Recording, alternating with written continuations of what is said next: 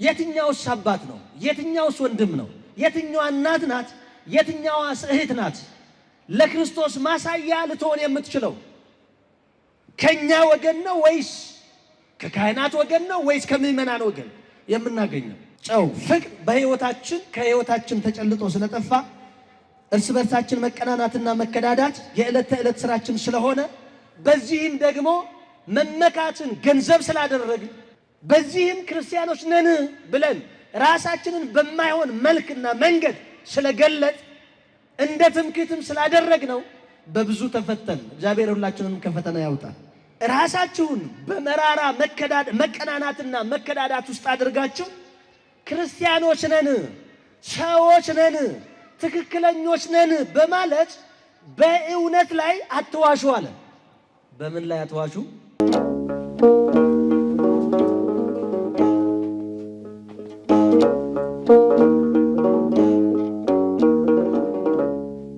ወኢታሰብዋ ለጽድቅ፣ በእውነት ላይ አትዋሹ።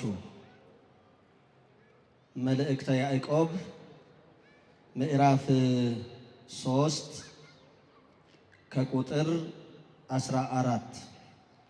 ክቡር አባታችን እንደዚሁም ክቡር ወንድማችን መጋቤ ሥርዓት አብይ ዘለቀ የዚህ ካቴድራል ሰባኬ ወንጌል በዕለቱ በዝማሬ እያገለገላችሁ የምትገኙ ዘማሪያን ወንድሞቻችንና እህቶቻችን ወንጌልን ለመስማት በቃሉ ለማረፍ ሰዓቱ የእግዚአብሔር ነው ብላችሁ ከተሰጣችሁ ሰዓትና ጊዜ ላይ ከፍላችሁ በቤቱ የታደማችሁ ማህበረ ምእመናን ወምእመናት፣ አባቶች፣ እናቶች፣ ወንድሞችና እህቶች ሁላችሁም በዚህ ሰዓት ከዚህ ያላችሁ ቃሉ የሚሰማችሁ ሁላችሁም በእግዚአብሔር ስም እንደምን ዋላችሁ?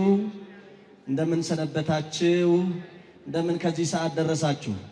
ምሕረቱንና ቸርነቱን ሳያረቅብን በምሕረቱ በቸርነቱ እየጎበኘ በጠብቆቱ እየጠበቀ በመግቦቱም እየመገበ እስከዚህ ሰዓት እስከዚህ ጊዜ ያደረሰን በዚህ ሰዓትና በዚህ ጊዜ ደግሞ ከቤቱ እንድንገኝ የደከምነው በቃሉ እንድንበረታ ያጣነው በቃሉ እንድናገኝ ሕይወት ዘላለማዊ ክብር ዘላለማዊ ከሚታደልባት በቅዱስ ሥጋውና በክቡር ደሙ በታነጸች በቤተ ክርስቲያን እንድንገኝ የረዳን የአባቶቻችን አምላካችን እግዚአብሔር ስሙ ዛሬም ዘወትርም ለዘላለሙ የተመሰገነ ይሁን።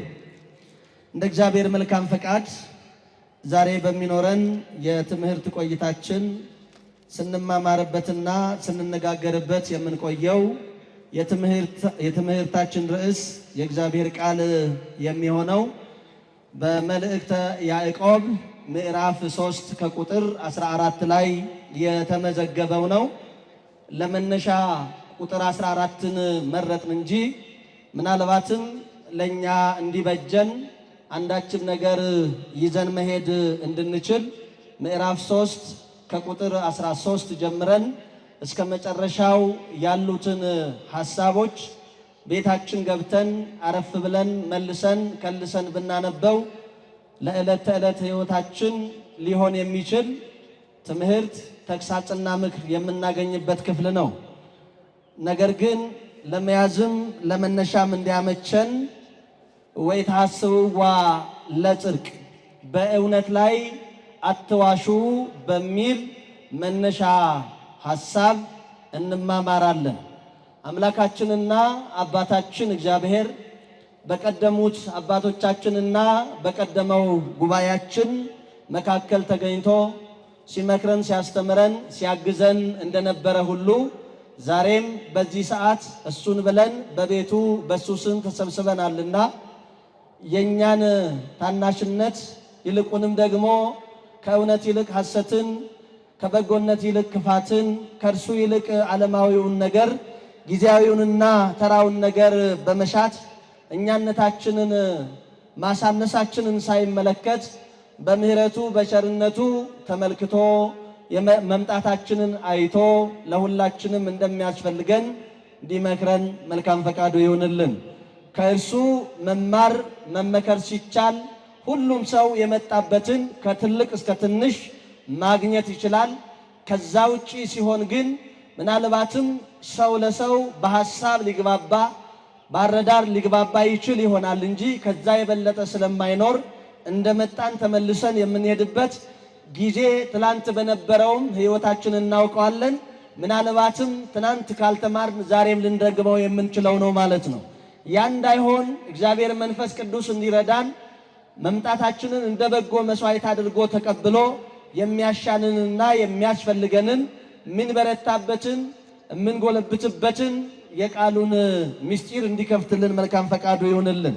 ቅዱስ ያዕቆብ እንዳስተማረውና እንደጻፈው በመልእክተ ያዕቆብ ምዕራፍ 3 ከቁጥር 14 ላይ የተቀመጠው የትምህርታችን ርዕስ የእግዚአብሔር ቃል እንዲህ ይላል፣ ወይተሐስብዋ ለጽድቅ በእውነት ላይ አትዋሹ ይላል ቃሉ። በቀጥታ መጽሐፍ ቅዱሳችሁን ስትገልጡ በእውነት ላይ አትዋሹ። ምናልባትም ቅዱስ ያዕቆብ ይህንን ቃል የተናገረበትና ያስተማረበት ሁለት መሰረታዊ ሐሳቦችን ለማገናኘትና ለማዋሃድ ነው። አንደኛው ሐሳብ የዚህ ዓለሙ ነው። ሌላኛው ሐሳብ ደግሞ የወዳኛው ዓለም ነው። የዚህኛው ዓለም ሐሳብ የዚህ ዓለም ነው፣ ኃላፊ ነው፣ ጠፊ ነው። ቅዱስ ዮሐንስ እንደሚናገረው እኛም ሁል ጊዜ እንደምንሰማው ኦ አሃውየ ኢታፍቅርዎ ለዓለም፣ ወንድሞቼ ሆይ ይህንን ዓለም አትውደዱት፣ አትከተሉት። ዓለሙኒ ኃላፊ፣ ዓለሙ ኃላፊ ነው። ወፍትወቱኒ ኃላፊ፣ ፍላጎቱም መሻቱም ፈቃዱም እነዚህ ሁሉ ኃላፊዎች ናቸው ይላል ቅዱስ ዮሐንስ በመልእክቱ ሲናገር ማለት ነው። በአንደኛ ዮሐንስ ላይ ይሄ አጠቃላይ የዓለማችንን የዚህን ነገር ያወሳል። በእርግጥ በዚህ ዓለም ወሳኙ ጉዳይ ምንድን ነው ሲባል የኛ እውነትና ሐሰትን ለይቶ መኖር ትልቅ ነገር ነው። እውነትና ሐሰትን ለይተን ተገንዝበን እውነትን ኖረን ሐሰትን ትተን አርቀን መኖር ከቻል የዚህ ዓለም ትልቁ ነገር የዚህ ዓለም በጎው ነገር በሕይወታችን ተፈጽሟል ማለት ነው።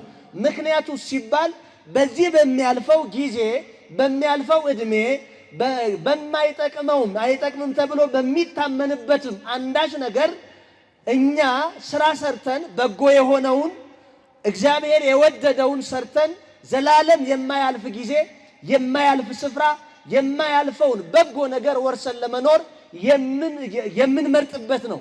ይህ ጊዜያዊው ጊዜያችን ማለት ነው። ጊዜያዊው ቦታችንም እንደዚሁ ይህን ለማድረግ የሚረዳን ነው። በተረፈ ግን ኃላፊነቱን ካልተገነዘብንና ይህ ካልገባን አስቸጋሪ ስለሆነ ቅዱስ ያዕቆብ በዚህ ዓለም የሚጣፍጡ ግን መራራ የሆኑ የሚያስፈልጉ ግን የሚያስፈልጉ የሚመስሉ ግን ተገቢነት የሌላቸው መሆናቸውን እያንዳንዱን ይናገርና እንዲያ ከሆነ ይህ የሚኖርባችሁ ከሆነ በእውነት ላይ አትዋሹ፣ እውነትንም ውሸት አታድርጓት የሚል መሰረታዊ ወይም ጭብጥ ሐሳብ ያስቀምጣል ማለት ነው። ይጠይቃል ቅዱስ ያዕቆብ ቁጥር 13 ላይ እንዲህ በማለት ከእናንተ ብልህና አስተዋይ ማን ነው ይላል። ከእናንተ ብልህ አስተዋይ ሰው ማን ነው? ለሰው ብልሃት ለሰው አስተዋይነት እጅግ ወሳኝ ነው። ዛሬ ከኔና ከእናንተ የታጣው ሁለታችንም በብዙ መልኩ ነገሮቻችን እየተበላሹ የተቸገርንበት ጊዜ አተን አይደለም፣ ዕውቀት አተን አይደለም። ከዛም ባሻገር ደግሞ ይህኛው ሁኔታ የኛ ስለሆነ ወይም ስላልሆነ አይደለም። እነዚህ እኛ የምንፈበርካቸው ውሸቶች ማስመሰሎች ናቸው። ጊዜውም የሚቻልበት ነው፣ ቦታውም የሚቻልበት ነው፣ ሁኔታውም ጤናማ ነው ብለን መውሰድ እንችላለን። ምክንያቱም የምንበርዘው እኛ ነን፣ እንደገና የምናጠራው እኛ ነን ራሳችን ስለሆን። ነገር ግን ምን ጠፋን ምን ራቀን ካል ብልሃት የሚባለው ማስተዋል የሚባለው ጌታችን መድኃኒታችን ኢየሱስ ክርስቶስ ሲያስተምር በማቴዎስ ወንጌል ምዕራፍ 10 ከቁጥር 16 ላይ ስትመለከቱት ደቀ መዛሙርቱን እያስተማረ ስልጣን ሲሰጣቸው፣ ኃላፊነት ሲሰጣቸው፣ ስምሪታቸውን ሲያሳያቸው፣ መስካቸው ይህንን ዓለም ሲያስረክባቸው እስመ አነ እፌንወክሙ ማእከለ ተኩላት፣ እኔ በተኩላዎች መካከል እልካችኋለሁ ይላል። በተኩላዎች ተኩላ በግን እየነጠቀ የሚበላ የበግን ሕይወት የሚቀጥፍ በበግ ሕይወት የሱ ሕይወት የሚቀጥል ነው ተኩላ የሚባለው አውሬ ማለት ነው። ስለዚህ ጌታችን ኢየሱስ ክርስቶስ ተልእኳችሁ መዳረሻችሁ በተኩላዎች መካከል ነው። ኩኑ ጠቢባነ ከመ አርዌ ምድር ወየዋሃነ ከመ ርግብ፣ እንደ ርግብ የዋህ እንደ እባብ ደግሞ ልባሞች ሁኑ አለ ኢየሱስ ክርስቶስ ማለት ነው። ስለዚህ ይሄ ለጊዜው ለሐዋርያቱ በወቅቱ ከእግሩ ስር ተቀምጠው ይማሩ ለነበሩት የተሰጠ ቢሆንም እንኳን ዛሬ ለእኛ ነው። እኛ የነሱ ምትኮች፣ እኛ የነሱ ልጆች፣ እኛ ስለ እነሱ ፈንታንን አሁን ያለ ነው። ባዕዶች አይደለንም፣ የነሱ ልጆች ነን። ከነሱ አብራክ የተከፈልንን የመጣንን የተገኘንን እነሱን የምንገልጥነን። ስለዚህ የነሱ መስካቸው የተሰማሩበት የኛም መስክ ነው። ነገር ግን መስኩ ሾሃማ ነው ተብሎ እሱን ጥሎ መሄድ ሳይሆን ማጥራት ያስፈልጋል። እንዲያስ ካልሆነ ሾሁን የምንቋቋምበትን ብዙ ነገሮች እኮ አሉ፣ ማሳያዎች፣ በጣም ብዙ ነገሮች። የኔ ድምፅ እዚህ በቅርበት ላሉት ቢሰማም ለሩቅ ስለማይሰማ ሰው ምን አደረገ? የለም ይሄ ድምፅ ለብዙሃን እንዲሰማ መንገድ ያስፈልጋል አለ። አገኘ። ይሄ ሰዓት ጨልሟል፣ ስለዚህ ጥቂትም ቢሆን ብርሃን ያስፈልጋል አለ። አገኘ። ይሄ የሰው ልጆች የእጅ ስራ ነው፣ የአእምሮ ውጤት ነው፣ የእውቀት ውጤት ነው። ሌሎቹንም እንደዚህ ማድረግ ማየት እንችላለን። ይሄ ከምን ይገኛል ሲባል እውቀታችን ብልሃትን፣ ጥበበኝነትን ሲጨምር ሲያክል ነው። እንዲኖረን ደግሞ ራሱ ባለቤቱ ኢየሱስ ክርስቶስ አስተማረን።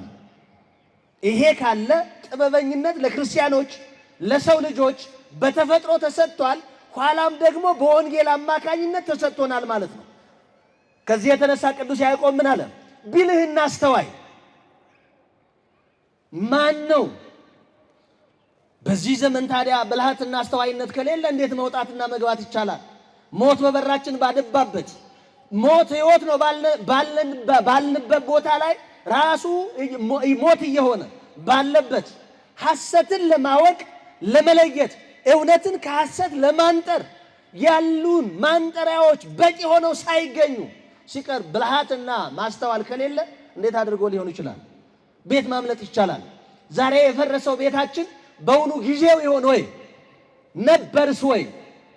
ምናልባት ከኛ ብልሃት ማጣት ከኛ ማስተዋል መጉደልስ ቢሆን እኛ ጥበብና ማስተዋል እንዲኖረን እግዚአብሔርን ጠይቀናል ወይ? በሌሎቹ ጉዳዮች ላይ እንደምንጸልየው፣ ስለ ጤናችን ጉዳይ እንደምንጸልየው፣ ስለ ኑሮአችን ጉዳይ እንደምንጸልየው በሕይወቴ ጥበብና ማስተዋል እንደ ቅዱስ ሶሎሞን ማለት ነው እናውቀዋለን። መቼም ሁል ጊዜ የሚነገር ቃል ነው። በእስራኤል ላይ ነግሶ በ12 ዓመቱ የእስራኤልን ሁኔታ ከሞላ ጎደል ያውቅ ስለነበረ መሪ መሆን ግን አስቸጋሪ ነውና ወደ እግዚአብሔር ሲጸልይ አባቱም ዳዊት ደግሞ መክሮት ነበር። ልጄ ሆይ በርታ፣ ሰው ሁን ብሎ። ሰው በሰውነት መወለድ ብቻ ሳይሆን ሰው ሆኖ ማደግም ያስፈልጋል። ዛሬ በማህበረሰባችን ብዙ ሰዎች ብቻ ሳይሆን ሰዎች ሁሉ በሰውነት ተወልደዋል። በሰውነት ያደጉት ግን ጥቂቶች ናቸው። በአንጻሩ ስንመለከት በተቃራኒው ነው ያለ ማለት ነው። ከዚህ የተነሳ የአባቱንም ምክር ደግሞ የእስራኤላውያንም ሕይወት አየና በእግዚአብሔር ፊት ቆመ። በማን ፊት ቆመ? በእግዚአብሔር ፊት ቆመ። ራሱን ለእግዚአብሔር አፈሰሰ፣ ሰጠ። እግዚአብሔርን በሕይወቱ አንድ ነገር እንዲጨምር ፈለገ።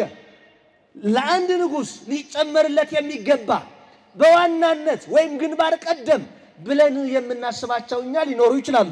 በእውነቱ ከሆነ የምንግባባባቸው ትክክል ነው ብለን ልንወስዳቸው የምንችለው። ምክንያቱም በዛ ደረጃ ያለ ሰው ለጊዜው በዋናነት ምን ያስፈልገዋል ሲባል የሚገኙ ማለት ነው።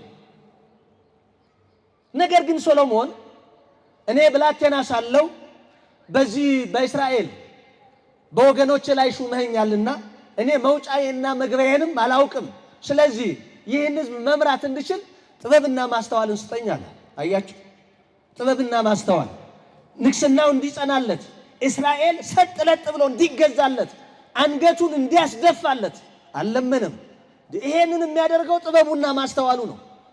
ጥበብና ማስተዋል ከጎደለው ሊያምጽበት ይችላል፣ ከእጁ ሊወጣ ይችላል፣ ሊያወርደውም ይችላል፣ ሊሽረው ይችላል። ብዙ ነገር ነው ሊኖር የሚችለው። ጥበብና ማስተዋል ካለ ግን ቀላል ነው ሁሉም ነገር። አሁን የከበዱን ነገሮች ሁሉ የመጀመሪያው ችግራችን ምንድነው ከተባለ ምናልባትም ከብዙዎቻችን ጥበብና ማስተዋል መጉደሉ ነው። ከዚህ የተነሳ እኛም በሕይወታችን ከምንለምንባቸው በእግዚአብሔር ፊት ከምንቆምባቸው ነገሮቻችን አንዱ ጥበብና ማስተዋል ቢሆንስ፣ እንደው ጥበብን ስጠኝ ማስተዋልን ስጠኝ ጠዋትም ማታም እሱን ብንል በስራዬ ላይ በኑሮዬ ላይ ባለችው በጊዜ ላይ በጥበብና በማስተዋል ሄድ ዘንድ ይሄንን ስጠኝ። ጥበብና ማስተዋል ካለ እኮ የዳቦው ጉዳይ ቀላል ነው፣ የኑሮው ጉዳይ ቀላል እኮ ነው። አሁን ሁሉም ነገር የተወሳሰበው ሁሉም ነገር የተደበላለቀው እነዚህን አፍታቶ በጥበብ የሚሰድራቸው እኮ ነው ያጡት። የሚያስቀምጣቸው በስፍራቸው የሚያኖራቸው አጡ። ስለዚህ ጥበበኛ ሰው ይፈልጋል። ጥበበኛ፣ ብልሃተኛ፣ አስተዋይ፣ ብልህና አስተዋይ ሰው ማን ነው? ራሳችንን መፈለግ ያስፈልጋል። ቅዱስ ያዕቆብ አሁንም ይጠይቃል፣ ብልህና አስተዋይ ሰው ማን ነው? ለምንድን ነው የሚፈልገው ያዕቆብ? አሁን እዚህ ውስጥ ብልሃተኛ የሆነ አስተዋይ ሰው አለ ካል ቅዱስ ያዕቆብ ለሚፈልገው ነገር ሊያጨው ነው፣ ይፈልገዋል ማለት ነው። እንዲህ ይላል፣ ከጠባዩ ማማር የተነሳ ስራውን በቅንነትና በማስተዋል ያሳያል። ያ ጥበበኛ ነኝ አስተዋይ ነኝ የሚለው ሰው እሱ ካለ አለ ቅዱስ ያዕቆብ ከጠባዩ ማማር የተነሳ ስራውን በቅንነትና በማስተዋል ያሳይ። አያችሁ፣ በጣም የሚገርም ነው። በእርግጥ ለኛ ምንም ነው፣ በእርግጠኝነት የኛ ስሜት ምን እንደሆነ ስለሚታወቅ ማለት ነው። እኛ ጠባያችን ወይም ደግሞ ማሳየት የምንፈልገው ከኛ እንዲወጣ እንዲታይ እኛም ማድረግ የምንሻው እጅግ ደካማ የሆነ ነገር እንደሆነ ይታወቃል። ልምዳችንም የብዙዎቻችን ፍላጎታችንም የብዙዎቻችን ከጥቂት ሰዎች በቀር በጠባያችን ማማር ስራችንን በቅንነትና በማስተዋል መግለጽ የምንሻ ሰዎች በጣም ጥቂቶች ነን። በቤቱ ያለን ብንሆን፣ ከቤቱ ባፋ ያለን ብንሆን፣ በመንፈሳዊ ሕይወታችን ቢሆን፣ በስጋዊ ሕይወታችንም ቢሆን፣ እውነቱ ግን ክርስቲያኖች በይበልጥ ለሰዎች ሁሉ ነው። ይሄ ሕጉ ትምህርቱ ለሰዎች ሁሉ ነው። ክርስቲያኖች ግን ጠባያቸው ክርስቶስን፣ ተግባራቸው በቅንነት እንደ ክርስቶስ የመሆን ግዴታ አለባቸው አይደል? ማንን ትመስላለህ ከተባልክ ክርስቶስን ነው የምትመስለው። ክርስቲያን ከሆንክ ማለት ነው ክርስቶስን ነው የምትመስለው። ስለዚህ ክርስቶስ ማን ነው የሚለው ማሰላሰል ያስፈልጋል። ማሰላሰል ብቻ ሳይሆን መሳል ያስፈልጋል። መሳል ብቻ ሳይሆን ለመምሰል እሱን መትጋት ያስፈልጋል። ለመምሰል መትጋት የክርስቲያን ስራው ይሄው ነው፣ ሌላ ስራ የለው። ይሄንን መሆን ስንችል፣ ይሄን መስመር መያዝ ስንችል አሁን እኛ ቀጥታ ክርስቲያኖች ነን ማለት ነው። ይሄ ካልሆነ የስም ነው የሚሆነው። ስም ደግሞ ያው ከስም የዘለለ ነገር የለው፣ ሁላችንም እንደምናውቀው ማለት ነው። በስም የከበረ በአጓት የሰከረ የለም ይላሉ አባቶች ማለት ነው። ክርስቲያን ነኝ ክርስቲያን ነን እንጂ ክርስቲያን በመባላችን የምናገኘው ክብር የለም። ያገኙም የሉም። ያገኙት ክብሩን የተጎናጸፉት እነሱ ክርስቲያኖች ሆነው ነው። ክርስቶስን በትክክል ተከትለውት በግብር መስለውት፣ እሱ ደግሞ በጠባዩ ስራውን በቅንነት በማከናወንም ለሁላችንም ማብነትና ራያ ነው። ወደዛ አንሄድም። ግን ቅዱስ ጳውሎስ አንድ የሚናገረው ነገር አለ። አንደኛ ቆሮንቶስ ምዕራፍ 11 ቁጥር 1 ላይ እንዲህ ይላል፣ ተመሰሉ ኪያዬ በከመ አነ እትሜሰሎ ለክርስቶስ፣ እኔ ክርስቶስን እንደምመስል እናንተም እኔን ምሰሉ ይላል። እኔ ማንን እንደምመስል አለ? ክርስቶስን። ከዛም በኋላ እናንተ ደግሞ ማንን? ጳውሎስን መምሰል። ይሄንን አስቀመጠ። ጳውሎስ ክርስቶስን ስለሚመስል እኛ ጳውሎስን ብንመስለው በትክክል የክርስቶስ ተከታዮች ነን ማለት ነው። አንድ መልክ ክርስቶስ ነው ያለን፣ አንድ አካል ክርስቶስ ነው ያለን፣ ሌላ እኮ የለም። አሁን በዚህ ውስጥ ነው በቃ መከራ ስቃያችን እንዲህ የሚበዛው፣ እውነትና ሐሰቱ የሚደባለቀው፣ ብርሃንና ጨለማው የማይለይልን፣ ወደ እውነት እንሄዳለን ብለን ወደ ሐሰት፣ ወደሚገባን እንደርሳለን ብለን ወደማይገባን እየደረስን ተቸገርን። ስለዚህ መንገዳችን እንዴት ነው? በምን አይነትስ መልክ እያየነው ነው? እና ከጠባዩ ማማር የተነሳ አለ ቅዱስ ጳውሎስ ቅዱስ ያዕቆብ ስራውን በቅንነትና በማስተዋል ያሳይ። ማን? ያ ብልህና አስተዋይ ሰው። ይሄ ብልሃትና ጥበብ ከሌለ አስቸጋሪ ነው የሚሆነው። ይሄ ዓለምማ ከባድ አይደል እንዴ? በጣም አዋቂ ብትሆኑ፣ በጣም ብርቶች ብትሆኑ፣ በጣም አትራፊዎች ብትሆኑ በቅጽበት ውስጥ የሚጥል ዓለም ውስጥ ነው ያለነው። ቅድም ምን ብሎታል ክርስቶስ? ዓለሙን ተኩላ ብሎታል። በተኩላዎች መካከል ነው የምንሄድ። ስለዚህ ተኩላው እንዳይነጥቀን ምን ማድረግ አለብን? ብልሃት ያስፈልገናል፣ ጥበብ ያስፈልገናል። ከማን የተሻለ? ከተኩላው ማምለጥ የሚያስችለን ጥበብ ያስፈልገናል ማለት ነው። ይህንን ያሳያል። ታዲያ ዛሬ ስንቶቻችንን ይህንን በማሳየት ያለ ነው? ሰዎች በሥራ ቦታችን፣ ጎረቤቶቻችን፣ ቤተሰቦቻችን ከዛም ባሻገር በህብረተሰብ መካከል እኛ እንዴት እንታወቃለን? እንደ ክርስቲያን እንዴት ነው መልካችን፣ አንደበታችን፣ ምላሳችን እንዴት ነው? እንደ ክርስቲያን ስናስብ አሁን የምንሰማው ድምፅ መልካችን ምን ይመስላል? ምን ያልተለያየንበት፣ ምን ያልተዝጎረጎርንበት ነገር አለን ብላችሁ ነው? በሁሉ እኮ ነው። ስለዚህ ምን ጎደለን? ጥበብና ማስተዋል ጎደለን። ቅዱስ ያዕቆብ አሁን የሚፈልገው ሰው በጠባዩ ማማር፣ ስራውን በቅንነትና በማስተዋል የሚያሳየውን ክርስቶስ ይገለጥበት ዘንድ የሚገባው ብልህና አስተዋይ ሰው ማን ነው? በዚህ ዘመን ክርስቶስን አሳዩኝ የሚል አስገዳጅ ሰው ቢመጣብን ምንድን ነው የምናደርገው? በዚህ ሰዓት የሚጠይቀን ሰው ቢመጣ እኛም ያው ከማውራት ይዘለለ ሌላ ነገር የለም። ምን አለ? አጋጣሚውን አገኘን ከፊታችሁ ወጥተን የልባችንን መናገር ነው እድሉ። ግን ማን ነው የሚመስለው? የትኛውስ አባት ነው? የትኛውስ ወንድም ነው? የትኛዋ እናት ናት? የትኛዋስ እህት ናት ለክርስቶስ ማሳያ ልትሆን የምትችለው? ከኛ ወገን ነው ወይስ ከካህናት ወገን ነው ወይስ ከምዕመናን ወገን የምናገኘው? እግዚአብሔር ይሁነን። ቅዱስ ያዕቆብ እሱን ነው የሚፈልገው። ይቀጥልና እንዲህ ይላል፣ ነገር ግን መራራ መቀናናትና መከዳዳት በልባችሁ ካለ አትመኩ አለ። ይኸው ተመልከቱ። አሁን የእኛን ትክክለኛ ማንነታችንን አመጣው። ያኛውን መምሰል አልቻልንም። ለዛም ነው በጥያቄ መልክ እኮ ያቀረበው። ምን አለ ቅዱስ ያዕቆብ? ነገር ግን መራራ መቀናናትና መከዳዳት በልባችሁ ካለ አትመኩ። እሱ ስራ አይደለም፣ እሱ አትራፊ አይደለም። በሌላ መልክ መተርጉማን ምን ብለው ይሄንን ትምክህትን ገለጡት? ክርስቲያኖች አይደላችሁም፣ ወንጌላውያን አይደላችሁም፣ መራራ መቀናናትና መከዳዳት ካለባችሁ ክርስቲያኖች አይደላችሁም ብሎ ነው የሚተረጉመው። ትርጓሜውን ስትመለከቱት ማለት ነው። አትመኩ የሚለው ክርስቲያኖች ነን አትበሉ። እንዴት አድርጎ እስኪ ወደ ራሳችን ህይወት እንውሰደው። ማይቀና ያልቀና ለያውም ደግሞ ተራ መቅናት ሳይሆን መራራ ቅናት፣ ያልተከዳዳ መራራ መከዳዳት ያላገኘው ሰው ማን ነው? ያልፈጸመ ሰው እኔ አንዱ ላይ አንዱ ደግሞ እኔ ላይ እርስ በርሳችን ያልፈጸምን በንግዳችን ነው፣ በትዳራችን ነው፣ በሌላ የሥራ ኃላፊነት ቦታ ላይ ነው ወይስ በየትኛው ስፍራ ነው ይሄ ያልተገለጠ? ስለዚህ ብልህና አስተዋይ ሰው ማን ነው? ምን ያልታየበት? መቀናናት፣ መከዳዳት ያልታየበት። እንዲህ ከታየባችሁ አትመኩ አለ። ክርስቲያኖች ነን ብላችሁ ራሳችሁን አትግለጡ አለ። ኧረ እኛ ከዛ አልፈን ብዙ ነው የምንለው። የምን ክርስቲያኖች ነን ማለት ብቻ ብዙ ነው የምንለው እንጂ የማንለው ነገር አለ እንዴ? በእውነቱ ጠፋን እንጂ በሐሰቱማ በማስመሰሉማ የተካን ሆነናል፣ በርትተናል። ከውስጥ እስከ ውጭ ድረስ ከኛ እስከ እናንተው በዚህ እንግባባለን። በዚያ አትራፊዎችም ሆነናል ይመስለኛል። ምንድነው ትርፋችን ከተባለ እረፍት አጣና፣ ሰላም አጣን፣ በጸሎታችን መልስ አጣን፣ በረከታችን ከእጃችን በነነ።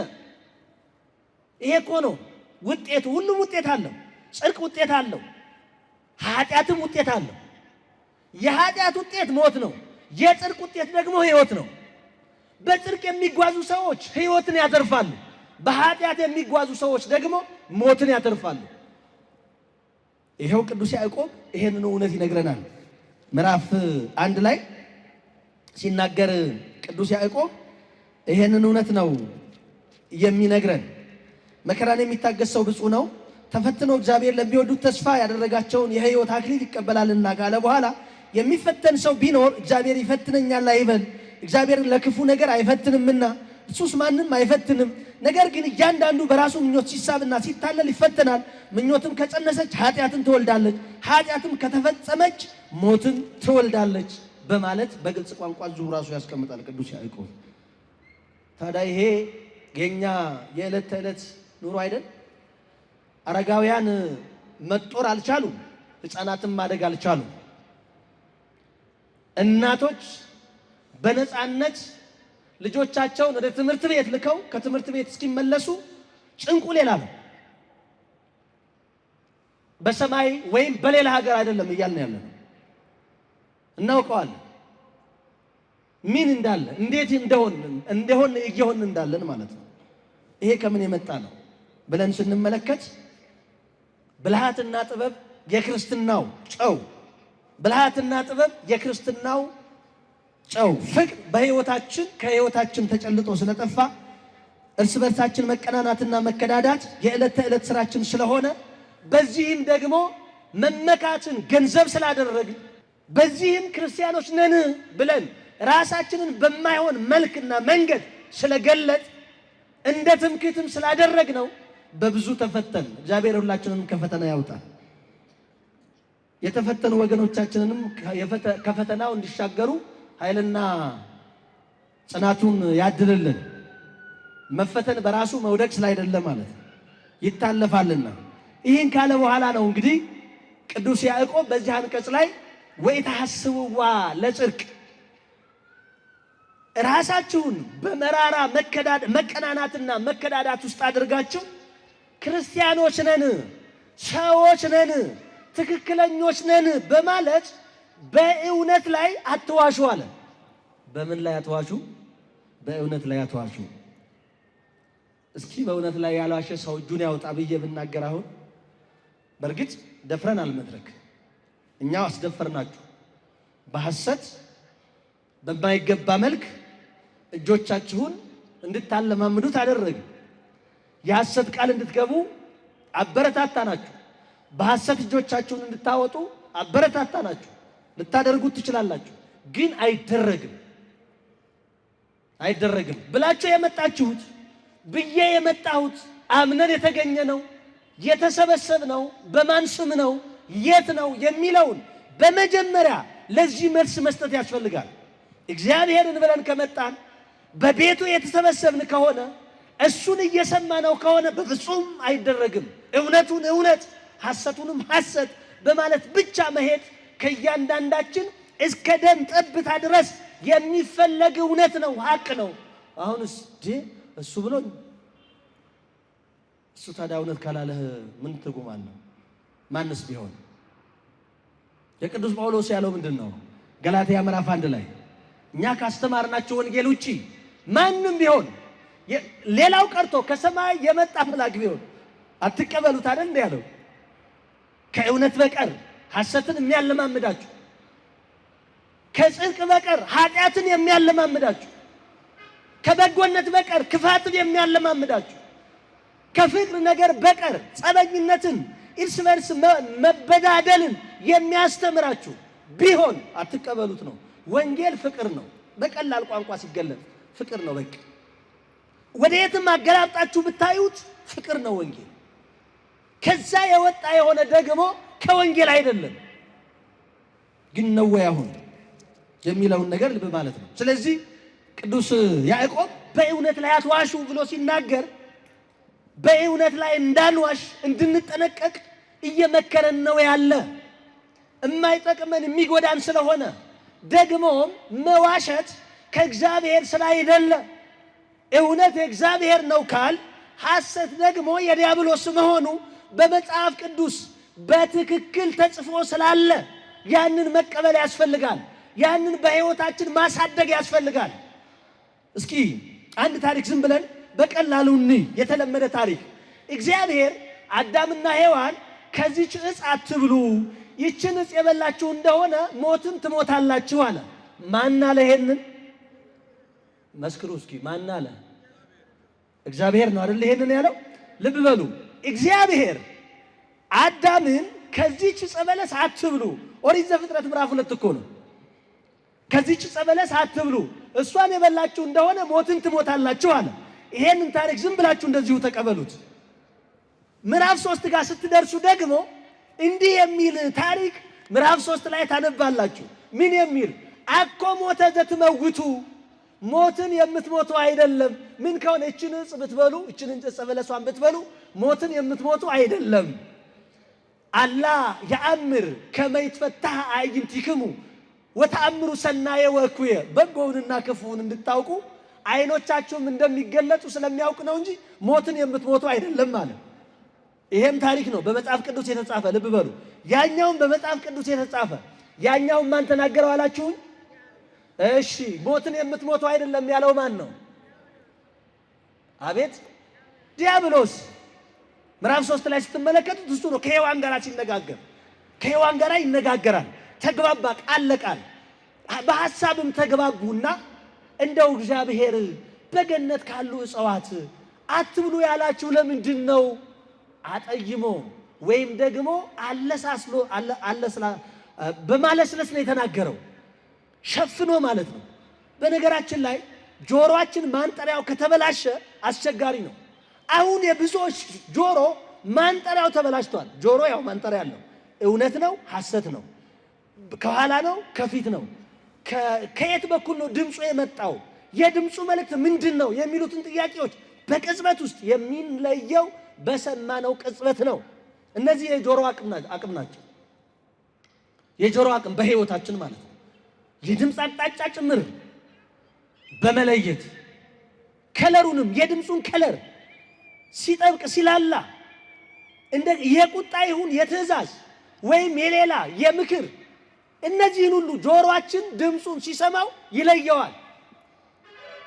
ስለዚህ ጆሮአችን ተራ ነገር አይደለም ማለት ነው። ቀላል የሚባል ነገር አይደለም። ቀላል የሚባል አይደለም። ስለዚህ ጆሮአችሁ ላይ ስሩበት። የምትሰሙት ድምፅ ምንድን ነው?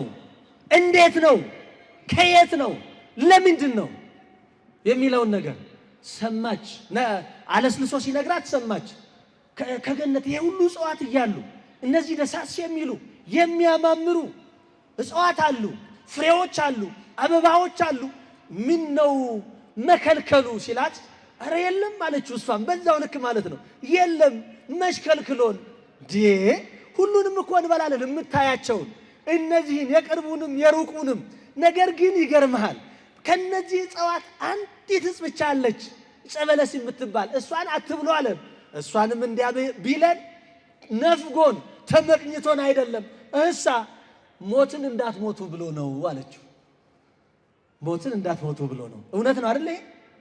እውነት ነው ነገረችው። በዚህን ሰዓት የሚፈልገውን አገኘ።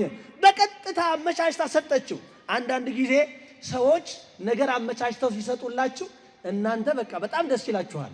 በይበልጥ በዚህ በፍርድ ቤት ይዞታ ላይ ተጠያቂ ወይም ጠያቂ ሁለቶቹ ሲመቻቹ እንደዚህ ነው። በቃ በቀጥታ ይገባል ማለት ነው። ራሱ ባመጣው እምቃለ ከትትኮነን ወይም ቃለ ከትጸድቅ ካነጋገርህ ይፈረድብሃል፣ ካነጋገርህ ይፈረድልሃል የሚለው ቃል ማለት ነው። አሁን እሷ አሳምራ ሰጥ አንድ ሕዝብ ብቻ ከለከለ እንጂ ሁሉ የኛ ነው፣ እሷንም የከለከለን እንዲህ እንዳትሆኑ ብሎ ነው ብላ በምትነግረው ሰዓት ዲያብሎስ ምን አደረገ መሰላችሁ? አኮ ሞተ ዘትመውቱ፣ ሞትን የምትሞቱ አይደለም ማለት። ሁለቱም ታሪክ በመጽሐፍ ቅዱስ ነው ብያችኋለሁ። ታዲያ ሔዋን ያንን ነገር አደረገችው። ታሪኩን ስናሳጥረው ማለት ነው። ስታደርገው ምን ሆኑ? ሞቱ ወይስ ዳኑ? ክፉና በጎውን አወቁ ወይስ የነበራቸውን ክብር አጡ? የተቀመጠ ታሪክ ነው። እውነቱ ማን ነው? እውነተኛው ማን ነው? እውነት ከየት ነው? ሐሰት ከየት ነው? የመጀመሪያ ምንጩ በመጽሐፍ ቅዱስ ይሄ ነው። በዚህም ብቻ እናበቃም። ራሱ ባለቤቱ ጌታችን መድኃኒታችን ኢየሱስ ክርስቶስ ሰው ሆነና በሥጋ ተገልጦ በዚህ ዓለም እየተመላለሰ ወንጌልን እያስተማረ በነበረበት ሰዓት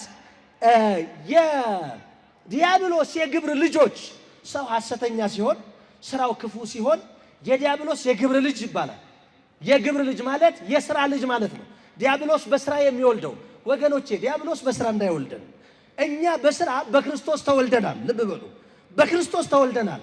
መልካም በማድረግ የራስን ሕይወት ጭምር ለሌላ አሳልፎ እስከ መስጠት በሚደርስ በጎነት በሚደርስ የፍቅር ጥግ በክርስቶስ ተወልደናል። ከክርስቶስ ተወልደናል። ስለዚህ በክርስቶስ ከተወለድ በክፉ ሥራ ከዲያብሎስ እንዳንወለድ ጥንቃቄ ልናደርግ ያስፈልጋል። እንዴ ዳግመኛ የተወለዳችሁት ከማይጠፋ ዘር ነው ተብሎ እየተነገረው እየተማረ ዛሬ ከሚጠፋ ዘር ለመወለድ የዲያብሎስ የግብር ልጅ ለመሆን የሚጥረው የሚታትረው ከሊቅ እስከ ደቂቅ ለምንድን ነው? ሳይሰማ ሳያውቅ ቀርቶ ይሆን? እኔ አልሰማም አላወቀም ማለት አልችልም። ምክንያቱም ግን ሁላችንም በጋራ የምናውቀው ነው የሚመስለኝ። እና ጌታችን መድኃኒታችን ኢየሱስ ክርስቶስ በዚህ በማቴዎስ ወንጌል ምዕራፍ 8 ከቁጥር 44 ላይ አንድ ታሪክ ያስቀምጣል። ስለ ራሱ ስለ ባሕርይ አባቱ ስለ አብ ያስተማራቸው ሊሰሙት አልቻሉም። እንዲያውም ሌላ ነገር እያመጡ ተቸገረ። እናንተ እውነትን አትሰሙም አላቸው። ምንን አትሰሙም? እውነትን አትሰሙም አላቸው። እነዛ ይሰሙት የነበሩትን ሰዎች ማለት ነው። እውነትን የማይሰሙት እነሱ ለምን እንደሆነ በግልጽ ቋንቋ ያስረዳቸዋል ጌታችን መድኃኒታችን ኢየሱስ ክርስቶስ። እዚህ ቁጥር ከእግዚአብሔር ከአባታችሁ እናንተ ከአባታችሁ ናችሁ፣ ከአባታችሁ ባትሆኑ ከእግዚአብሔር ብትሆኑ ኑሮ እኔ የምነግራችሁን ትሰማላችሁ ነው ሐሳቡ በዚህ አንቀጽ ላይ የተቀመጠው። እግዚአብሔር አብ በእግዚአብሔር ቃልነት እያስተማራቸው እነሱ የእግዚአብሔር ነን እያሉ ነው ራሳቸውን የሸወዱት። እኛም ብንሆን ራሳችንን የምንሸውደው እንደዚህ ነው። እግዚአብሔርን እየሰማን ነው ብለን እግዚአብሔርን አንሰማም። እግዚአብሔርን እየሰበክን ነው ብለን እግዚአብሔርን አንሰብክም። የራሳችንን ምኞትና ፍላጎት እንሰብካለን። ይሄ ትልቅ ችግር ነው፣ በጣም ፈታኝ። ለዚህ ምን ያስፈልጋል? ማንጠሪያው ሁልጊዜም ዝግጁ የሆነ ጆሮና አእምሮ ያስፈልገናል። ብልህና አስተዋይ መሆን ይጠበቅብናል። ያ ካልሆነ ከንቱ ነው የሚሆነው። ነገሮቻችን እንደፈለግናቸው ሊሄዱ የሚችሉበት አጋጣሚ አስቸጋሪ ነው የሚሆነው። ታዲያ ይህንን እየተነጋገሩ ሄዱና ቁጥር 44 ላይ ሲደርስ ጌታችን ኢየሱስ ክርስቶስ እንዲህ አላቸው፣ እናንተስ ከአባታችሁ ከሰይጣን ናችሁ አላቸው። በእውነቱ ቃሉ ይከብዳል። እናንተ ከአባታችሁ ከማን ናችሁ? ከሰይጣን ናችሁ። አሁን ሰይጣን ወልዶ ልጆችን በመካከላችን አሳድጎ አይደለም። ቅድም እንዳልኩት የግብር ልጅ ያደርጋል። የትኛውንም ሰው ይመለምላል። የትኛውን በራሱ ጠባይ በራሱ ፈቃድ ላይ ያሰማረዋል። ይሄንን ሲያደርግ ግን የማንዘነጋው ነገር መርሳትም የሌለብን ነገር ኃይል ተጠቅሞብህ የተለየ ነገር ተጠቅሞብህ ሳይሆን ፍላጎትህን ብቻ ተጠቅሞ ነው። ስጋዊ ፍላጎትህን አንተ የምታነሳውን ሐሳብ ተጠቅሞ ብቻ ነው። ሰይጣን ሐሳብህን ቀይሮ አንተን አስገድዶ የፊጥኝ አስሮ ኃጢአት ትናንት አላሰራህም፣ አሁን እያሰራህ አይደለም፣ ነገን በእውነት እልሃለሁ አያሰራህም። ይሄን ያህል አቅም የሚባል የለውም ሰይጣን። ፍላጎትህ ግን አንተን እጅህን ወደ ኋላ ይፎጥረዋል፣ አእምሮህን ይከድነዋል፣ ይዘጋዋል፣ አሳልፎ ለጠላት ይሰጠሃል። ጠላት ከዛም በኋላ ወደሚፈልገው ቀጠና ይልካል። አለቀ።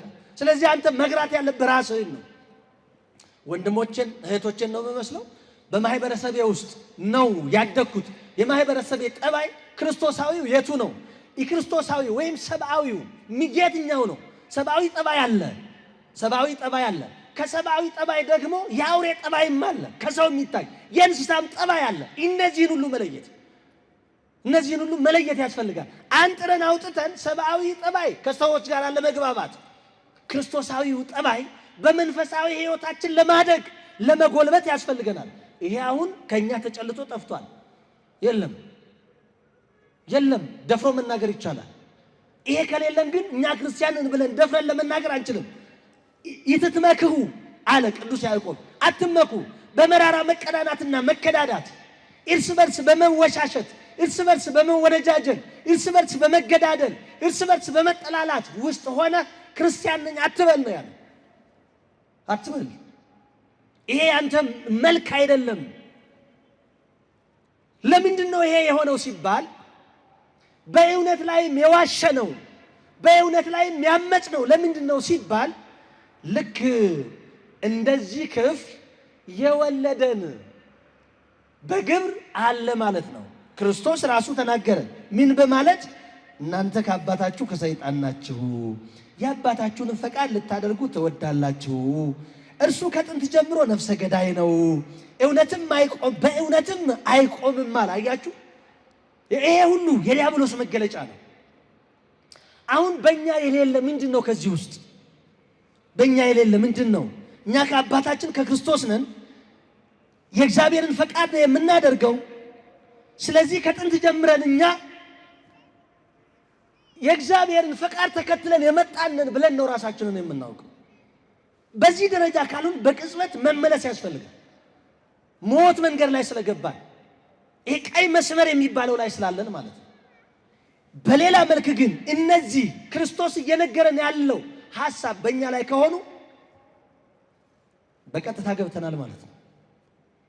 እሱ ከጥንት ጀምሮ ማን ነው? እሱ በእውነት እንደማይቆም ይሄንን ካለ በኋላ በእርሱ ዘንድ እውነት የለምና አለ። በእርግጥ እኮ አሁን እውነት እንዴት ናት እናንተ መንደር?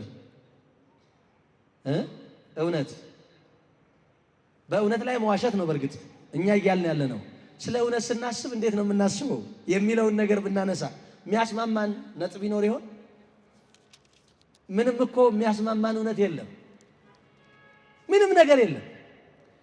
በየዕለቱ የሚወለደው ነገር አያስማማንም። ለምንድን ነው ያላስማማን? እውነት ከሆነ ያስማማናል። ራሳችንን እንዳናታለን። ሐሰት አያስማማም። እንዴትም ብትሉት አያስማማም። ለጊዜው እንኳን ቢመስላችሁ ቀጥሎ አያስማማም። እውነትስ ትላንት አስማምቷል፣ ዛሬ እያስማማ ነው፣ ነገም እያስማማ ነው። እኛ ያልተስማማ ነው ሐሳብ የሚነጥለን። እኔ እናንተና ያለው እናንተ እኔን ታያላችሁ። ሐሳብ በመካከላችን አለ። የሐሳብ እኩል የማይታየን ከሆነ ችግር አለ ማለት ነው። እውነትን አቀማመጣችን፣ እውነትን አቋቋማችን መልኩን ሊቀይረው ይችላል እንዴ? እንዴት አድርጎ? አይችልም። ግን እውነት ከሌለ አስቸጋሪ ነው። ነገሩ ከባድ ነው የሚሆነው ማለት ነው። እውነት በሱ ዘንድ የለም። ከዚህ የተነሳ በእውነት አይቆምም። ነፍሰ ገዳይ ነው አለ ዲያብሎስን ሲገልጠው ክርስቶስ ኢየሱስ። ከዛን በኋላ ሐሰትንም በሚናገርበት ጊዜ ከራሱ አንቅቶ ይናገራል። ምክንያቱስ ሐሰተኛ ነውና የሐሰትም አባት ነውና። ስለዚህ እኛ በእውነት ላይ የማናምፀው የማንዋሻው ለምንድን ነው? የዲያብሎስ ልጆች ላለመሆን ነው። የማን ልጆች ላለመሆን? ሐሰትን የማንናገረው ለምንድን ነው? የዲያብሎስ ልጆች ላለመሆን ነው። እርስ በርሳችን የማንገዳደለው ለምንድን ነው ሲባል የዲያብሎስ ልጆች አለመሆን ነው። በእውነት መቆም፣ በእውነት መገኘት፣ በእውነት መኖር ገንዘባችን የሚሆነው የክርስቶስ ለመሆን ነው፣ የእግዚአብሔር ለመሆን ነው። ስለዚህ በእውነት ላይ እኛ አንዋሽም። ግን አልዋሸንም ወይ? እየዋሸን ግን ካለን እኛ ልንመለስ ያስፈልጋል። ያ ካልሆነ እረፍት አይመጣም። ወደሚፈለገው ማደግ አስቸጋሪ ነው የሚሆነው። ይሄም ብቻ አይደለም፣ እግዚአብሔር ከኛ የሚጠላው ነገር ሐሰት ነው። እግዚአብሔር በጣም አጥብቆ የሚጠላው ነገር ሐሰት ነው። በዚህ በምሳሌ ሶሎሞን ምዕራፍ 6 ቁጥር 17 ላይ በምንመለከትበት ሰዓት ቅዱስ መጽሐፍ ሲነግረን ምን ይላል መሰላችሁ? እግዚአብሔር 7 ነገሮችን ይጸየፋል ይላል ቅዱስ ሶሎሞን በጥበብ ሲገልጥ። ስንት ነገሮችን ይጸየፋል? 7 ነገሮችን ይጸየፋል። ከሰባቱ አንዱ ምንድን ነው ስንል ሐሰተኛ ምላስ፣ ሐሰትን የምትናገር ምሳሌ ሶሎሞን 6 17 ላይ የምታገኙት ነው። እንዲህ ይላል። ከ16 ጀምራችሁ ስታነቡት እግዚአብሔር የሚጠላቸው 6 ናቸው፣ 7ኛውንም ነፍሱ አጥብቃ ትጸየፈዋለች። ትዕቢተኛ፣ ሐሰተኛ ምላስ። ሐሰተኛ ምላስ ማለት በእውነት ላይ ሐሰትን የምትናገር እቺ አመፀኛ ዓለም፣ የማትሸነፍ ዓለም፣ ሲያዩዋት ትንሽ ነገር ግን ትልቁን ባዶ የምታደርግ ምላስ እና ሐሰትን ማድሮም እኮ በምላስ አይደል እንዴ? ሐሰት እኮ የምላስ ስራ ነው። በሕግ የተቀመጠው ይሄ በኦሪት ዘጸአት ምዕራፍ 20 ላይ ከተዘረዘሩት 10ቱ ትእዛዛት መካከል አንዱ ምንድነው የሚለው? በወንድምህ ላይ በሐሰት አትመስክር ነው። አሁን ችግር የለም። ይሄ ሕጉ አሁን አይሰራም ማለት እኛ ጋር በዚህ ዓለም አሁን ይሄ ሕግ አለ ወይ? በየት ነው ያለው? እንዴት ነው ያለው? አለ ስንልስ እንዴት ነው ያለው? በጣም ከባድ እኮ ነው እንዴ! ሰዎች ቢሮ ውስጥ ቁጭ ብለው ወንጀል እየጻፉ ምስክሮች እያበጁ እንዴ! ክርስቲያን ለመኖሩ ራሱ እኮ ያጠራጥራል አንዳንድ ጊዜ። ለምን መሰላችሁ? ክርስቲያን ከሆንክ ካንተ በየትኛውም ቦታ ላይ ስላየኸውና ስለሰማኸው ጉዳይ እንጂ ስላላየኸው ስላልሰማኸው ስለማታውቀው ጉዳይ ተጠያቂ አይደለም። አትፈልግምም። ለምን ትፈልጋለህ? ግን አሁን እንደሱ ምን እናድርግ? በየት እንዴት ምን አይነት ነገር ቢሆን ነው ይሄን ነገር እንዲህ የምናደርገው ተብሏል ስራ የሚሰራው። በእንደዚህ አይነት ሁኔታ ውስጥ ደግሞ ዳኛ ሆኖ የሚሰየመውን ሰው ሳስበው እኔ በጣም እጨነቃለሁ። 2 ሐሰተኞች በግራና በቀኝ ቆመው እሱ መሃል ላይ ሲቃጠል ከሁለት ሐሰት ውስጥ አንድ እውነት ለማውጣት የሚጥር ከሆነ ብዬ ነው። እሱም ደግሞ በራሱ ዓለም እንደዛው ሊሆን ከቻለ አላቅም። ግን መጽሐፍ ቅዱሳችን ምንድነው የሚለው? ለሰው ልጆች የተሰጠው ሕግ በሐሰት አትመስክር ነው። ምላሳችን በሐሰት ትመሰክራለች። ለማውጣት ግን መጀመሪያ ማሰላሰል ያስፈልጋል፣ ዝም ብሎ አይደለም። ስለዚህ እግዚአብሔር ሐሰትን ይጸየፋል። ሐሰትን የሚጸየፍ ከሆነ በእውነት ላይ አናምጽም ነው። እውነትን አንዋሽም። ግን ስራችን ውሸት ሆነ። ባለ ሚስቱ በጣም ብዙ ጊዜ ይዋሻል። በነገራችን ላይ አንድ ጊዜ በስህተት ከዋሻችሁ ሁለተኛውን ሳትወዱ በግዳችሁ ተዋሻላችሁ። እንደምንም ብላችሁ ስራ መስራት ከፈለጋችሁ መጀመሪያ የሚያስዋሻችሁ ነገር ከመጣ እሱን እውነቱን ተናግራችሁ የፈረሰው ይፍረስ፣ የቆመው ይቁም። በቃ ቤታችሁ ይሰራል እንጂ አይፈርስም በእርግጠኝነት። ለጊዜው መስሏችሁ ተዋሻላችሁ። ግዴታ የመዋሸት የሚቀጥለው ነጥብ መዋሸት ነው። ታዲያ እዚህ ጋር ሐሰት ብለህ ቀጥለህ ምን ሊመጣ ይችላል? ምንም መምጣት አይችልም። በሐሰት ላይ በክርስትናችሁ ላይ አትዋሹ ነው። አትመኩ የተባለው ክርስቲያኖች ነን ወንጌላውያንን አትበሉ። እናንተ እርስ በርሳችሁ እየተቀናናችሁ እየተከዳዳችሁ እየተበላላችሁ ከሆነ እየተግባባችሁ ካልሆነ ክርስቲያኖች ነን አትበሉ። ወይ ተሐስቡዋ ለጽድቅ በእውነት ላይም አትዋሹ አለ ቅዱስ ያዕቆብ በወቅቱ የነበሩትን ክርስቲያኖች ዛሬም እኛን ሲመክረን። ታዲያ ሐሰት ከዲያብሎስ እውነት ደግሞ የእግዚአብሔር ስለሆነ ክርስቶስ ኢየሱስ ደግሞ ሰው ሆኖ ሲመጣ ራሱ እውነት ሆኖ ስላስተማረን በክርስቶስ ላይ ሐሰትን በክርስቶስ ላይ ሐሰተኛ ምስክር መሆን አይቻልም። በየትኛው ክርስቶስ? ወንድምህ የክርስቶስ አካል ነው። እህትሽ የክርስቶስ አካል ናት። እሷ ላይ የምትዋሸው ውሸት አንዳንድ ጊዜ ብዙ የምናነሳቸው ነገሮች አሉ፣ ወይም በወንጌል የተቀመጡ ነገሮች አሉ። ከነዚህ ከታናናሾቹ ለአንዱ ያደረጋችሁት ለኔ ያደረጋችሁት ነው የሚለው ቃል እዚህ ጋርም እኮ ይሰራል። ከነዚህ በታናናሾቹ ላይ ያደረጋችሁባቸው በኔ ላይ ያደረጋችሁት ነው። ይሄው እኮ ነው፣ በኔ ላይ ያደረጋችሁት ነው። እስከ መቼ ድረስ ነው እኛ በህይወታችን የምንቀልደው? ለምንድን ነው ሰው በህይወቱ የሚቆምረው? ይሄ እኮ ሌላ ነገር አይደለም። ቤተ ክርስቲያን በርትተን ክርስትናችንን አጽንተን እንድንሄድ በምግባር እንድንቀና በሃይማኖት እንድንጸና የምታበረታታው የምታስተምረው ወንጌል የምትገልጠው ለኛ እረፍት እንጂ እረፍት መነሳት አይደለም። ለኛ ሰላም እንጂ ሰላም ማጣት አይደለም። ለኛ በረከትና በሰላም መኖር እንጂ ከዚህ በተቃራኒው ለሚሆነው ጉዳይ አይደለም። ለዛ አትሰራም። ለሕይወት ዘላለማዊ፣ ለክብር ዘላለማዊ በዚህ ዓለምም እንኳን ሳለን ውጫችንም ግቢያችንም በብርሃንም በጨለማም ረፍት እየተሰማን እንድንኖር ነው የወንጌል መሰረታዊ ዓላማ። ማንንም ማክበር፣ ማንንም ማዋረድ፣ ማንንም መጣል፣ ማንንም ማቆም አይደለም የወንጌል ዓላማ። የክርስቶስ መገለጥ፣ የክርስቶስ መሞት የኛ መቆም ነው። የኛ ሕይወት ማግኘት ነው። የኛ ከዲያብሎስ እስራት መላቀቅ ነው። ይሄንን ክርስቶስ የሰጠንን ነፃነት ለምንድን ነው በክርስቶስ ላይ በመዋሸት እኛ የምናሳጣው፣ ራሳችንን የምናጎሳቁለው? የመደምደሚያ ጥቅስ የማቴዎስ ወንጌል ምዕራፍ 28 ከቁጥር 11 እስከ 15 ያለው የመጽሐፍ ቅዱስ ክፍላችን የሚያወራው ስለ ጌታችን ስለ መድኃኒታችን ስለ ኢየሱስ ክርስቶስ ከሞት መነሳት ነው። ከምን መነሳት ነው?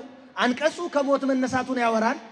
ቁጥር 11 ጀምሮ እስከ 15 ያለው ግን የሚያወራው ይሄንን እውነት የሆነውን የክርስቶስን መነሳት። የክርስቶስ መነሳት እውነቱ በመጀመሪያ በመልአክ ከዛ ቀጥሎ በራሱ አንደበት ቀጥሎም በራሱ በኤማሁስ መንገደኞች ቀጥሎም በተዘጋ ቤት በነበሩበት በተሰበሰቡበት በተዘጋ በር ገብቶ ሰላም ለእናንተ ይሁን እያላቸው አትደንግጡ፣ አትፍሩ፣ ደግሞም አትሸበሩ፣ እነሆ የተወጋ ጎኔን የተቸነከሩ እጆቼን እግሮቼን ተመልከቱ፣ እኔ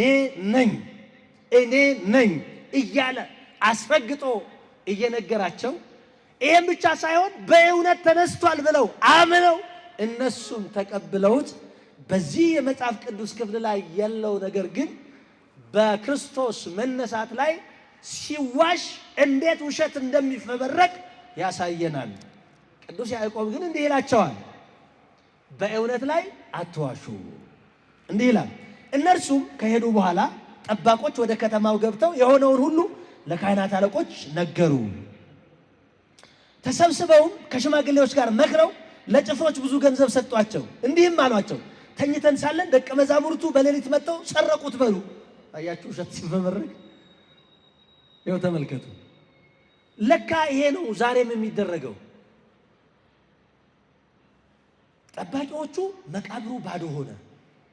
እነ ማርያም መግደላዊት አዩ መጥተው። እነሱም ደነገጡ፣ ተረበሹ።